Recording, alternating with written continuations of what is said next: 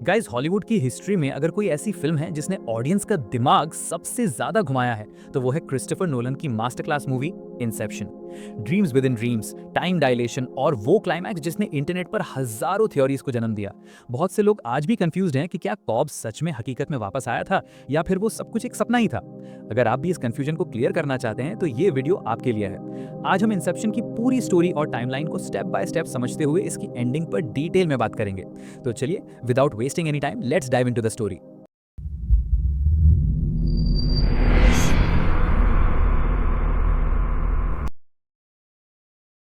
कहानी को शुरू करने से पहले हमें इस फिल्म की दुनिया के कुछ बहुत ही जरूरी और बेसिक कॉन्सेप्ट्स को समझना होगा ताकि हम आगे की घटनाओं को सही से समझ सकें। सबसे पहले आता है ड्रीम लेवल्स या ड्रीम लेयर्स, जिसका मतलब है सपने के अंदर सपना देखना।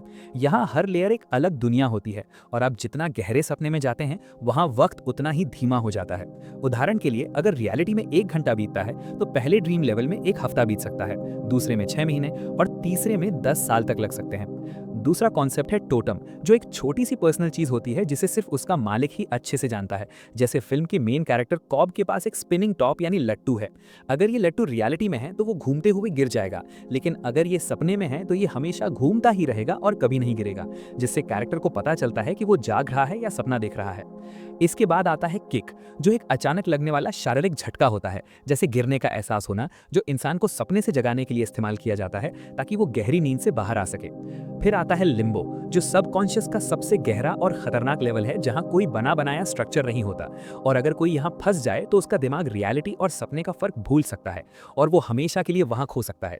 अगला टर्म है इंसेप्शन, जिसका मतलब है किसी के दिमाग में एक आइडिया को इस तरह प्लांट करना कि उस इंसान को लगे कि यह विचार उसका खुद का है, जो कि किसी विचार को चोरी करने से कहीं ज्यादा मुश्किल काम है। इन सब के लिए ये लोग पैसिव डिवाइस का इस्तेमाल करते हैं, जो एक ब्रीफकेस जैसा दिखता है और कई लोगों को एक ही सपने में एक साथ कनेक्ट करने का काम करता है। अब कहानी की शुरुआत एक बहुत ही रहस्यमय सीन से होती है, जहां समंदर की लहरों की आवाज आ रही है और डॉम कॉब नाम का एक आदमी किनारे पर बहकर आता है। उसकी आंखें बंद हैं और पानी उसके चारों तरफ है। जब वो धीरे धीरे आंखें खोलता है तो उसे 2 छोटे बच्चे, एक लड़का और एक लड़की, रेत में खेलते हुए दिखाई देते हैं, जो कि उसके अपने बच्चे जेम्स और फिलिपा हैं, लेकिन वो उसे काफी छोटे लग रहे हैं जितना उसे याद है। तभी वहां अचानक एक जापानीज सिक्योरिटी ऑफिसर आता है और कॉब पर बंदूक तान देता है। गार्ड्स कॉब को पकड़कर एक बहुत ही पुराने और रईस जापानीज महल में ले जाते हैं। वहां डाइनिंग रूम में एक लंबी टेबल पर एक बूढ़ा आदमी बैठा है जिसका नाम साइटो है, लेकिन वो उम्र में काफी ज्यादा बूढ़ा लग रहा है। साइटो कॉब को शक और जिज्ञासा से देखता है और कहता है कि वो कॉब के पास मिले एक सामान को पहचानता है, जो कि कॉब का स्पिनिंग टॉप यानी लट्टू है। साइटो कॉब से एक अजीब सवाल पूछता है, क्या तुम मुझे मारने आए हो? अचानक सीन पूरी तरह बदल जाता है और अब कॉब एक अच्छे सूट में उसी टेबल पर बैठा है, लेकिन अब उसका पार्टनर आर्थर भी उसके साथ है और जो साइतो पहले बूढ़ा दिख रहा था अब वो एकदम जवान है। ये बदलाव बिना किसी एक्सप्लेनेशन के होता है। कॉब साइतो को समझाता है कि दुनिया में सबसे रेजिलिएंट पैरासाइट एक आइडिया होता है, क्योंकि एक बार अगर कोई विचार दिमाग में घर कर जाए तो वो सब कुछ बदल सकता है। कॉब बताता है कि सपने में इंसान का दिमाग सेफ नहीं होता और विचार चोरी किए जा सकते हैं, और वो और आर्थर इसी काम में एक्सपर्ट हैं कि कैसे विचारों को चोरी होने से बचाया जाए या फिर उन्हें चोरी किया जाए। साइतो उनकी बातों से इंप्रेस तो होता है, लेकिन कहता है कि वो इस प्रपोजल पर विचार करेगा और वहां से चला जाता है। तभी अचानक कमरे की दीवारें हिलने लगती हैं। सीन कट होता है और हम एक सुनसान इंडस्ट्रियल अपार्टमेंट में पहुंचते हैं। खिड़की के बाहर शहर में भारी तबाही मची हुई है, दंगे हो रहे हैं, इमारतों में आग लगी है और हर तरफ शोर है। ये अराजकता असल में साइटो के सबकॉन्शियस का डिफेंस सिस्टम है, जो उसके दिमाग में हुई घुसपैठ के खिलाफ लड़ रहा है। अपार्टमेंट के अंदर साइटो और आर्थर कुर्सियों पर सो रहे हैं और पीएएसआई डिवाइस से जुड़े हैं, जबकि नैश नाम का आर्किटेक्ट सपने को मॉनिटर कर रहा है। यहाँ सपने का स्ट्रक्चर समझना बहुत जरूरी है। ये अपार्टमेंट लेवल 1 है, जो नैश का सपना है, और जिस महल में कॉब और बाकी लोग थे वो लेवल 2 था, जो आर्थर का सपना है और वो नैश के सपने के अंदर बुना गया है। बाहर हो रहे दंगे ही महल में भूकंप के झटके पैदा कर रहे थे। वापस महल के अंदर कॉब आर्थर से अलग होकर मैल के पास जाता है। मैल कॉब की मरी हुई पत्नी है, लेकिन यहाँ वो सिर्फ कॉब के गिल्ट का एक खतरनाक प्रोजेक्शन है। कॉब उससे कहता है कि वो उस पर भरोसा नहीं कर सकता, भले ही वो और बच्चे उसे याद करते हों। इसके बाद कॉब रस्सी से दीवार से नीचे उतरता है, गार्ड्स को मारता है और सेफ से वो लिफाफा चोरी कर लेता है जिसके लिए उन्हें हायर किया गया था। लेकिन तभी सब कुछ गलत हो जाता है। साइटो और मैल वहां आ जाते हैं और उन्होंने आर्थर को बंधक बना लिया है। साइटो लिफाफा ले लेता है, लेकिन मैल एक बहुत बड़ा खुलासा करती है। वो आर्थर के पैर में गोली मार देती है, जिससे आर्थर दर्द से चिल्ला पड़ता है। मैल कहती है कि अगर वो आर्थर को जान से मारती तो वो जाग जाता, लेकिन वो उसे दर्द दे सकती है। इससे साबित होता है कि महल का सपना साइटो का नहीं बल्कि आर्थर का है, क्योंकि वही वहां का क्रिएटर है। कॉब तुरंत बंदूक उठाता है और आर्थर को सिर में गोली मार देता है ताकि वो नींद से जाग सके। गोली लगते ही आर्थर अपार्टमेंट यानी लेवल 1 में अपनी कुर्सी पर हड़बड़ाकर जाग जाता है और चिल्लाता है कि सपना बिखर रहा है। उसी वक्त साइटो भी अपार्टमेंट में जाग जाता है और आर्थर पर बंदूक तान देता है। स्थिति को संभालने के लिए नैश कॉब की कुर्सी को जोर से पीछे धक्का देता है और उसे पानी से भरे बाथटब में गिरा देता है। ये किक काम कर जाती है और ठंडे पानी के झटके से कॉब जाग जाता है। वो तुरंत साइटो को काबू कर लेता है। बाहर दंगे और पास आ रहे हैं। कॉब साइटो से पूछता है कि क्या गड़बड़ हुई, जिस पर साइटो खुलासा करता है कि ये पूरा मिशन असल में एक ऑडिशन था, कॉब की काबिलियत परखने का एक टेस्ट था जिसमें कॉब फेल हो गया है। तभी सीन पूरी तरह बदलता है और हम जापान की एक ट्रेन के डिब्बे में पहुंचते हैं। वहां कॉब, आर्थर और नैश अपनी सीटों पर सो रहे हैं। एक छोटा लड़का नैश के कान में हेडफोन लगाता है जिसमें नॉन जनरल रिग्रेट रिया गाना बजता है। ये संगीत उनका किक सिग्नल है और आर्थर की आंखें खुल जाती हैं। यहाँ हमें हकीकत का पता चलता है। ट्रेन रियलिटी है, अपार्टमेंट लेवल 1 का सपना था और महल लेवल 2 का सपना था। अपार्टमेंट वाले सपने में दंगे इसलिए भड़के थे क्योंकि साइटो को पता चल गया था कि वो सपने में है और ये गलती नैश की थी। ट्रेन में जागने के बाद आर्थर नैश पर भड़क जाता है और बताता है कि नैश ने अपार्टमेंट का कालीन ऊन का बनाने के बजाय पॉलिएस्टर का बना दिया था। साइटो ने अपने पैर से कालीन के मटेरियल को पहचान लिया और समझ गया कि ये नकली दुनिया है, जिसके बाद उसके सबकॉन्शियस ने उन पर हमला कर दिया। कॉब अपने बेरुखी दिखाते हुए नैश के मुंह पर पैसे फेंकता है और कहता है एवरी मैन फॉर हिमसेल्फ, यानी अब हर कोई अपनी हिफाजत खुद करे। वो उसे छोड़कर क्योटो स्टेशन पर उतर जाता है। थोड़ी देर बाद साइटो की ट्रेन में जागता है और खुद को अकेला पाता है। कॉब जा चुका है और वो छोटा लड़का उसे देखकर मुस्कुरा रहा है। ट्रेन से क्योटो स्टेशन उतरने के बाद कॉब एक सुनसान पेंटहाउस अपार्टमेंट में जाता है। वो वहां बिल्कुल अकेला है। मेज पर बैठकर वो अपनी जेब से वही स्पिनिंग टॉप यानी लट्टू निकालता है जो पहले माल का हुआ करता था। वो उसे मेज पर घुमाता है और बड़े ध्यान से उसे देखता रहता है। उसका हाथ पास ही रखी एक भरी हुई बंदूक पर होता है। वो इंतजार करता है कि लट्टू गिरेगा या नहीं, क्योंकि अगर वो गिर गया तो ये रियलिटी है और अगर घूमता रहा तो ये सपना है, जिससे कैरेक्टर को पता चलता है कि वो जाग रहा है या सपना देख रहा है। आखिरकार लट्टू लड़खड़ा कर गिर जाता है, जिससे कॉब को तसल्ली होती है कि वो असली दुनिया में है। तभी उसका फोन बजता है और वो अपने बच्चों से बात करता है। बच्चों की आवाजें सुनकर वो भावुक हो जाता है। वो पूछते हैं कि मम्मी कहाँ है, जिस पर वो बहुत ही दुखी मन से कहता है कि अब वो नहीं है। ये कॉल उसे अंदर तक तोड़ देती है क्योंकि वो अपने बच्चों से दूर है और वापस अमेरिका नहीं जा सकता। थोड़ी देर बाद आर्थर वहां आता है और कॉब को चेतावनी देता है कि उसका सब कॉन्शियस अब खराब हो रहा है, क्योंकि माल अब दूसरों के सपनों में भी दखल देने लगी है, जो हमारे मिशन के लिए खतरनाक है। वो वहां से निकलने ही वाले होते हैं कि छत पर एक हेलीकॉप्टर उनका इंतजार कर रहा होता है, जिसमें साइतो बैठा है। साइतो ने नैश को पकड़ लिया है, जिसने उन्हें धोखा दिया था। साइतो कॉब को ऑफर देता है कि वो नैश को मार दे, लेकिन कॉब मना कर देता है। साइतो अपने आदमियों से नैश को हेलीकॉप्टर से बाहर फेंकवा देता है ताकि कोबोल इंजीनियरिंग के लोग उसे देख सकें। इसके बाद साइटो एक बहुत बड़ा प्रस्ताव रखता है। वो कॉब को अपने घर वापस जाने का और अपने बच्चों से मिलने का मौका दे सकता है, लेकिन इसके बदले उसे रॉबर्ट फिशर नाम के एक आदमी के दिमाग में एक विचार डालना होगा जिसे इंसेप्शन कहते हैं। आर्थर कहता है कि इंसेप्शन नामुमकिन है, क्योंकि दिमाग को यह पता चल जाता है कि विचार बाहर से आया है, लेकिन कॉब मान जाता है क्योंकि उसे अपने बच्चों के पास वापस जाना है। साइटो बताता है कि उसका कॉम्पिटिटर मॉरिस फिशर मरने वाला है और वो चाहता है कि उसका बेटा रॉबर्ट फिशर अपने पिता की कंपनी को तोड़ दे। टीम को इकट्ठा करने के लिए कॉब और आर्थर सबसे पहले पेरिस जाते हैं, जहां वो कॉब के ससुर और मेंटर प्रोफेसर स्टीफन माइल्स से मिलते हैं। माइल्स अब रिटायर्ड हैं और यूनिवर्सिटी में आर्किटेक्चर पढ़ाते हैं। कॉब उनसे एक बेहतरीन आर्किटेक्ट की मांग करता है जो सपनों की दुनिया डिजाइन कर सके। माइल्स उसे अपनी सबसे होनहार स्टूडेंट एरियादने से मिलवाते हैं। कॉब एरियादने का टेस्ट लेने के लिए उसे एक ऐसा भूल भुलैया बनाने को कहता है जिसे सुलझाने में 1 मिनट लगे। एरियादने पहले 2 बार ग्रिड वाले नक्शे बनाती है, जिसे कॉब तुरंत सुलझा लेता है, लेकिन तीसरी बार वो एक गोल और जटिल नक्शा बनाती है जिसे देखकर कॉब इंप्रेस हो जाता है और उसे नौकरी दे देता है। इसके बाद एक कैफे में बैठकर कॉब एरियादने को सपनों की दुनिया के नियम समझाता है। वो बताता है कि सपने के अंदर हम कई लेयर्स में जा सकते हैं और जितनी गहराई में जाएंगे वक्त उतना ही धीमा बीतता जाएगा। वो उसे टोटम के बारे में भी बताता है कि कैसे हर मेंबर को एक छोटी चीज अपने पास रखनी होती है ताकि वो पहचान सके कि वो सपने में है या हकीकत में। कॉब उससे एक बहुत ही अहम सवाल पूछता है, हम यहाँ कैसे पहुंचे? जब एरियाडने को याद नहीं आता कि वो उस कैफे में कब आए, तो कॉब राज खोलता है, हम सपना देख रहे हैं। तभी अचानक एक जबरदस्त धमाके के साथ पूरा कैफे फट जाता है। दीवारें, फर्नीचर, गिलास और मलबा उनके चारों तरफ बिखर जाता है और अंदर की तरफ इम्प्लोड होता है। एरियाडने हड़बड़ाकर एक वर्कशॉप में जागती है। वो और कॉब वहां लॉन चेयर्स पर लेटे हुए हैं और पैसिव डिवाइस से कनेक्टेड हैं, जबकि आर्थर उनकी निगरानी कर रहा है। कॉब उसे समझाता है क्योंकि ये कभी भी सिर्फ एक सपना नहीं होता। आर्थर इसमें जोड़ता है कि इसीलिए मिलिट्री ने ड्रीम शेयरिंग को डेवलप किया था।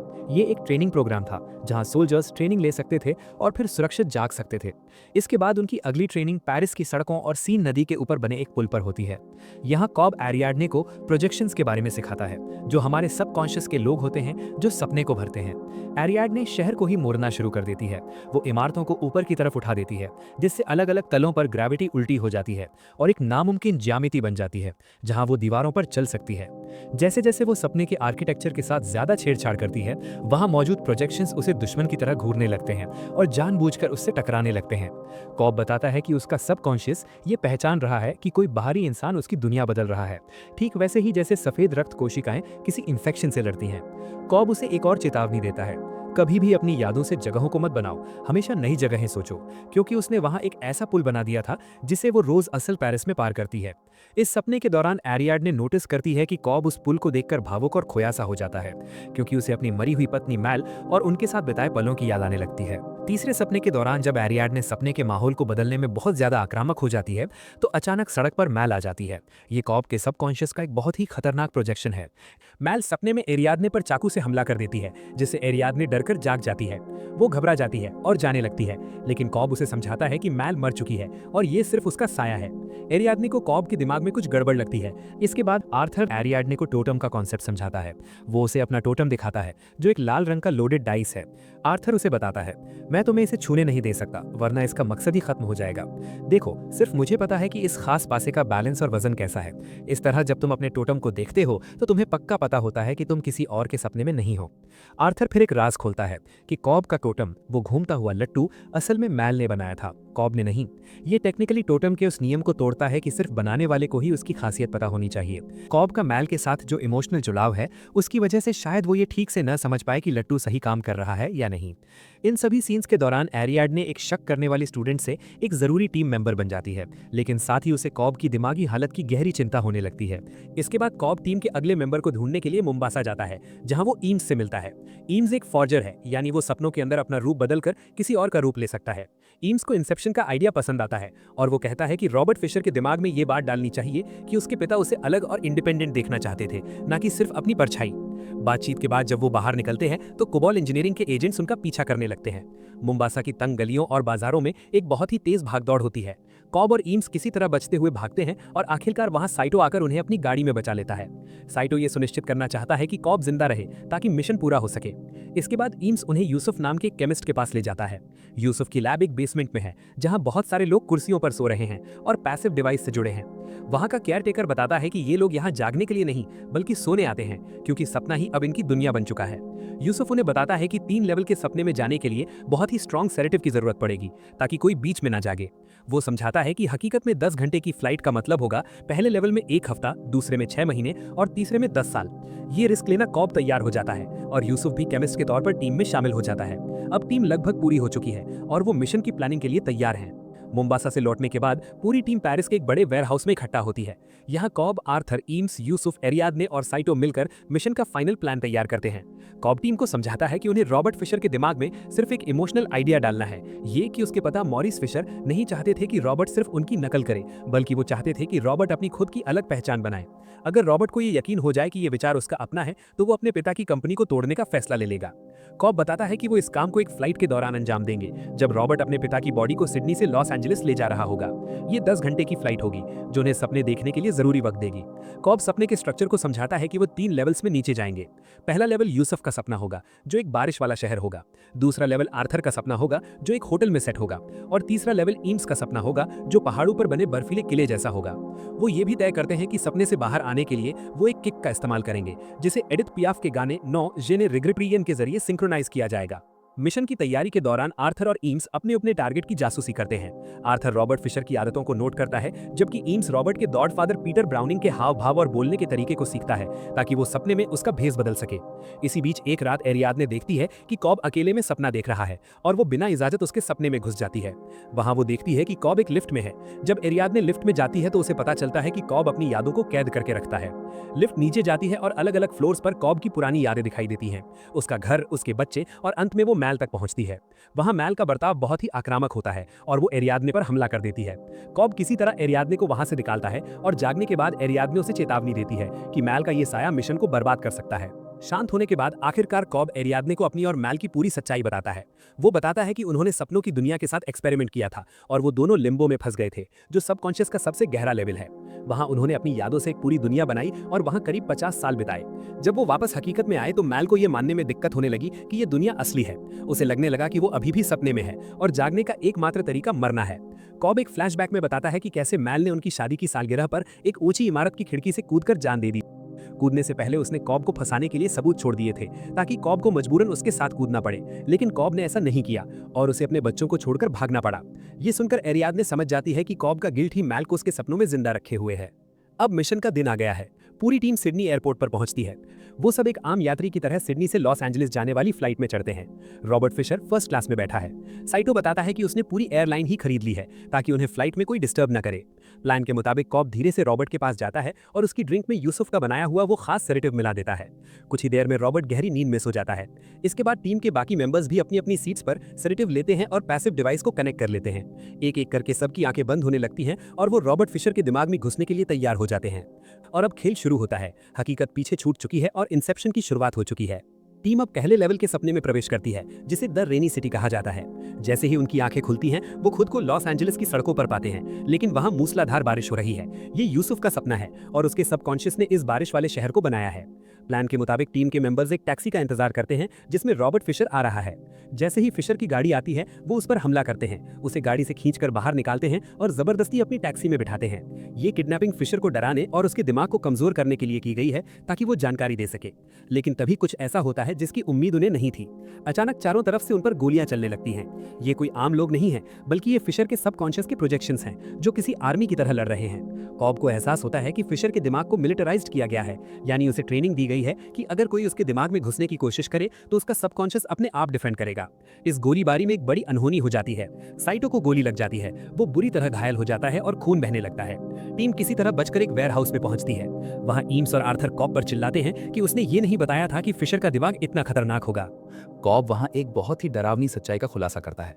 वो बताता है कि यूसुफ का बनाया हुआ सिडेटिव इतना शक्तिशाली है कि अगर इस सपने में किसी की मौत होती है तो वो इंसान हकीकत में नहीं जागेगा। आमतौर पर सपने में मरने पर इंसान जाग जाता है, लेकिन इस सिडेटिव के असर के कारण अगर साइटो या कोई और यहाँ मरता है तो वो सीधे लिम्बो में गिर जाएगा। लिम्बो सपनों की वो गहराई है जहाँ कुछ भी बना हुआ नहीं है और वहाँ समय इतना धीमा है कि इंसान वहाँ दशकों तक फंसा रह सकता है और अपना दिमाग पूरी तरह खो सकता है। ये सुनकर पूरी टीम सन्न रह जाती है। अब साइटो को जिंदा रखना उनकी मजबूरी बन गई है, वरना वो हमेशा के लिए लिम्बो में खो जाएगा। खतरा बहुत बढ़ चुका है, लेकिन उनके पास पीछे हटने का रास्ता नहीं है। वेयरहाउस के अंदर ईम्स अपने फॉर्जर टैलेंट का इस्तेमाल करता है और अपनी शक्ल बदलकर पीटर ब्राउनिंग बन जाता है, जो फिशर का गॉडफादर है। ब्राउनिंग के रूप में ईम्स फिशर के पास जाता है और उसके दिमाग में शक का पहला बीज बोता है। वो फिशर से कहता है कि उसके पिता के पास एक दूसरी वसीयत थी जो वो चाहते थे कि रॉबर्ट पढ़े। वो झूठ बोलता है कि उसके पिता उसे एक चुनौती देना चाहते थे कि वो अपने दम पर कुछ खड़ा करे। ये बात फिशर के दिमाग में घूमना शुरू कर देती है। बाहर हालात बिगड़ते जा रहे हैं और प्रोजेक्शंस लगातार हमला कर रहे हैं, इसलिए कॉब फैसला करता है कि उन्हें तुरंत दूसरे लेवल के सपने में जाना होगा। नीचे जाने से पहले कॉब फिशर से कहता है कि उसे एक सेफ का नंबर याद करना होगा। दबाव में आकर फिशर अपने मन से एक रैंडम नंबर बोल देता है। इसके बाद टीम फिशर को फिर से बेहोश कर देती है और वो सब वैन के अंदर ही पैसिव डिवाइस से कनेक्ट होकर अगले सपने में जाने की तैयारी करते हैं। यूसुफ वैन चला रहा है और बाकी सब पीछे सो रहे हैं। टीम अब दूसरे लेवल के सपने में पहुंचती है, जो एक बहुत ही आलीशान और रईस होटल है। ये आर्थर का सपना है और यहाँ वक्त की रफ्तार और भी धीमी है। पहले लेवल का एक हफ्ता यहाँ लगभग 6 महीने के बराबर है। इस लेवल पर कॉब एक बहुत ही रिस्की चाल चलता है, जिसे मिस्टर चार्ल्स गैम्बिट कहते हैं। वो होटल के बार में सीधे रॉबर्ट फिशर के पास जाता है और अपना परिचय मिस्टर चार्ल्स के रूप में देता है।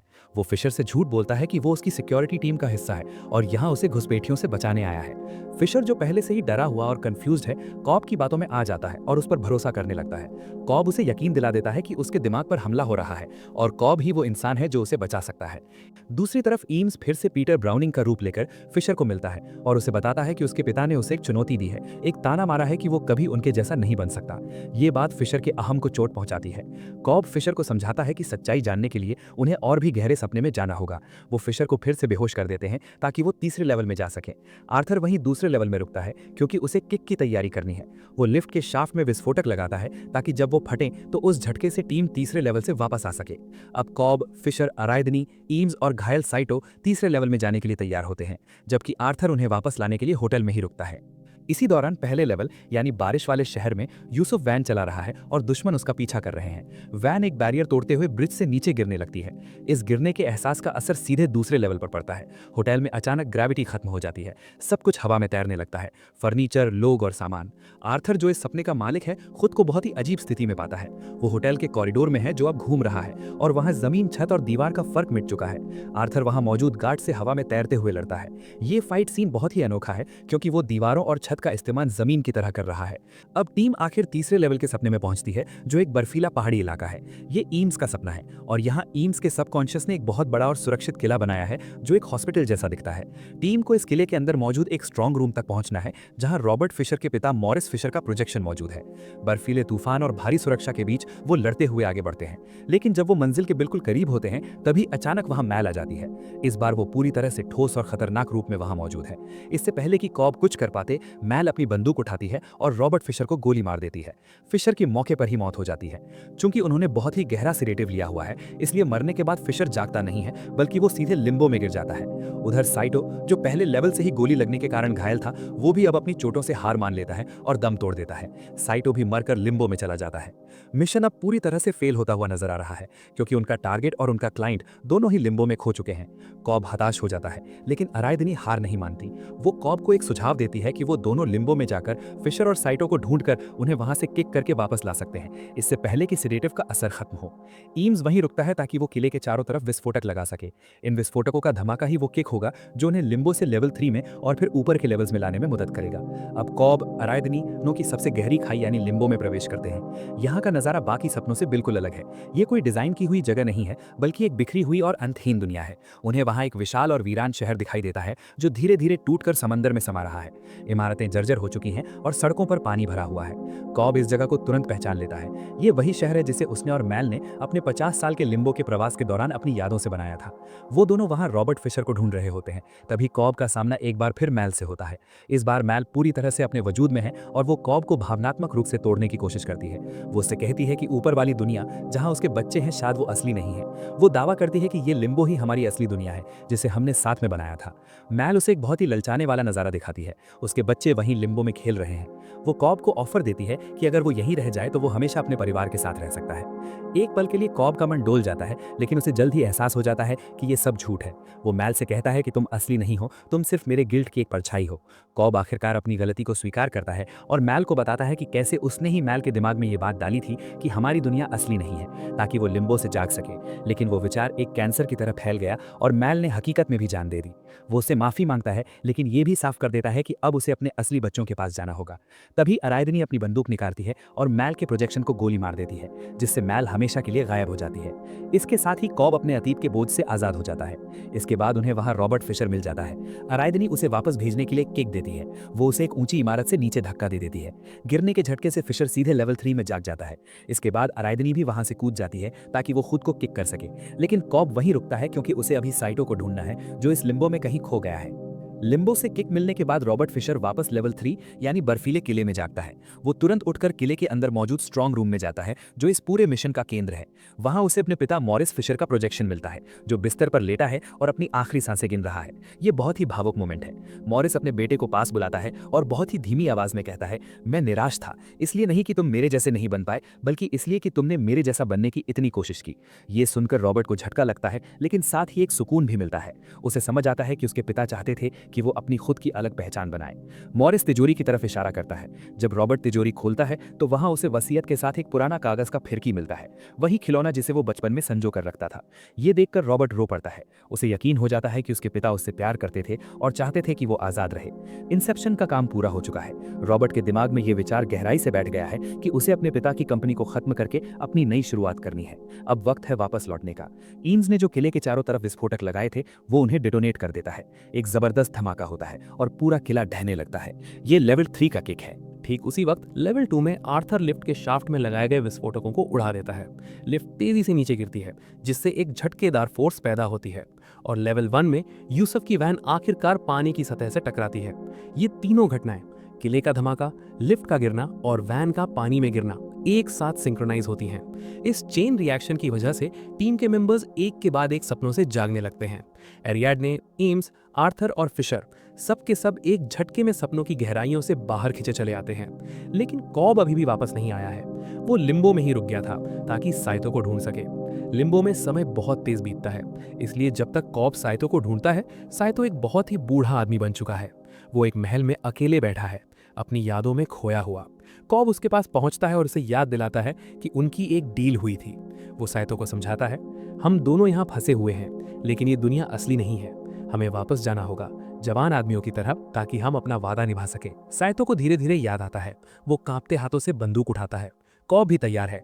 इस अंतहीन सपने से जागने का सिर्फ एक ही तरीका है, मौत। और वो दोनों एक दूसरे को गोली मार देते हैं ताकि वो लिम्बो से आजाद हो सकें। कॉब और साइतो की गोली चलाने के तुरंत बाद सीन सीधा हवाई जहाज के केबिन में खुलता है। कॉब की आंखें झटके से खुलती हैं और वो गहरी सांसें लेता है। उसके आसपास टीम के बाकी मेंबर्स आर्थर, एम्स, एरियाडने और रॉबर्ट फिशर भी अपनी नींद से जाग चुके हैं। रॉबर्ट फिशर के चेहरे पर एक अजीब सी शांति है। उसे देखकर लगता है कि इंसेप्शन का असर हो चुका है और अब वो अपनी जिंदगी को एक नई दिशा में ले जाने के लिए तैयार है। थोड़ी दूर बैठा साइतो भी जागता है। उसकी नजर कॉब से मिलती है। साइतो अपना वादा नहीं भूला है। वो तुरंत अपना फोन उठाता है और बहुत ही धीमी लेकिन मजबूत आवाज में एक कॉल करता है। वो अपने संपर्कों को आदेश देता है कि कॉब का पुलिस रिकॉर्ड पूरी तरह से साफ कर दिया जाए और सारे वारंट हटा दिए जाएं, ठीक वैसे ही जैसे उसने वादा किया था। प्लेन लॉस एंजलिस में लैंड करता है। ये कॉब के लिए सबसे मुश्किल पल है, क्योंकि उसे नहीं पता कि साइतो का कॉल काम कर गया है या नहीं। वो एयरपोर्ट पर इमिग्रेशन काउंटर पर पहुंचता है। ऑफिसर उसका पासपोर्ट लेता है और कंप्यूटर में चेक करता है। कॉब के चेहरे पर तनाव साफ दिखता है। कुछ सेकंड के सन्नाटे के बाद ऑफिसर पासपोर्ट पर स्टैंप लगाता है और मुस्कुराते हुए कहता है, welcome home mister Cobb. Saito ने अपना वादा निभाया है। कॉब अब एक आजाद नागरिक है। एयरपोर्ट के अराइवल गेट पर कॉब बाहर निकलता है, जहां उसका ससुर स्टीफन माइल्स उसका इंतजार कर रहा है। घर पहुंचने के बाद कॉब डाइनिंग टेबल पर अपना स्पिनिंग टॉप यानी लट्टू रखता है और उसे घुमा देता है। लट्टू घूमने लगता है। कॉब उसे ध्यान से देखता है, ये जानने के लिए कि क्या वो सच में हकीकत में है या अभी भी किसी सपने में फंसा हुआ है। और तभी उसे वो नज़ारा दिखता है जिसके लिए उसने ये जानलेवा मिशन किया था। उसके दोनों बच्चे जेम्स और फिलिप्पा वो दौड़कर अपने पिता के पास आते हैं। फिर वो लट्टू की तरफ देखे बिना ही अपने बच्चों के पास चला जाता है। इतने सालों का इंतजार और दर्द आखिरकार खत्म होता है। कॉब उन्हें कसकर गले लगा लेता है। कैमरा लट्टू पर फोकस करता है। वो लगातार घूम रहा है और फिर हल्का सा लड़खड़ाता है, लेकिन इससे पहले कि हम देख पाए कि वो गिरता है या नहीं, स्क्रीन काली हो जाती है और फिल्म यहीं खत्म हो जाती है। ये एंडिंग जानबूझकर अधूरी छोड़ी गई है। डायरेक्टर क्रिस्टोफर नोलन का कहना है कि लट्टू गिरता है या नहीं ये जरूरी नहीं है, जरूरी ये है कि कॉब ने उसे नहीं देखा। इसका मतलब ये है कि कॉब ने अब परवाह करना छोड़ दिया है कि ये सपना है या हकीकत। उसने अपने बच्चों के साथ रहने को ही अपनी रियलिटी मान लिया है। फिल्म में इसके लिए दोनों पक्षों के सबूत मिलते हैं। हकीकत के पक्ष में ये तर्क है कि माइकल केन जो कॉब के ससुर बने हैं वो सिर्फ रियल सीन्स में ही दिखाई देते हैं और वो आखिरी सीन में मौजूद हैं। साथ ही सपनों में कॉब हमेशा अपनी शादी की अंगूठी पहने रहता है, लेकिन आखिरी सीन में उसने अंगूठी नहीं पहनी है। वहीं सपने के पक्ष में तर्क ये है कि लट्टू बहुत देर तक घूमता रहा, लेकिन अंत में ये कहानी एक जासूस की पहेली नहीं बल्कि एक पिता के इमोशनल सफर की कहानी है, जिसने आखिरकार अपने अतीत को छोड़कर अपने आज को अपना लिया है। तो दोस्तों, ये थी इंसेप्शन मूवी की पूरी कहानी। क्रिस्टोफर नोलन ने जवाब हम पर छोड़ दिया है, लेकिन मैं आपसे जानना चाहता हूं कि आपकी थ्योरी क्या है। क्या वो लट्टू आखिर में गिर गया था या कॉब अभी भी सपने में फंसा हुआ है? नीचे कमेंट्स में अपनी राय जरूर बताएं। अगर आपको ये डीप डाइव एक्सप्लेनेशन पसंद आया तो वीडियो को लाइक करें और ऐसे ही मूवीज की एक्सप्लेनेशंस के लिए चैनल को सब्सक्राइब करना ना भूलें। मिलते हैं अगले वीडियो में। Till then take care.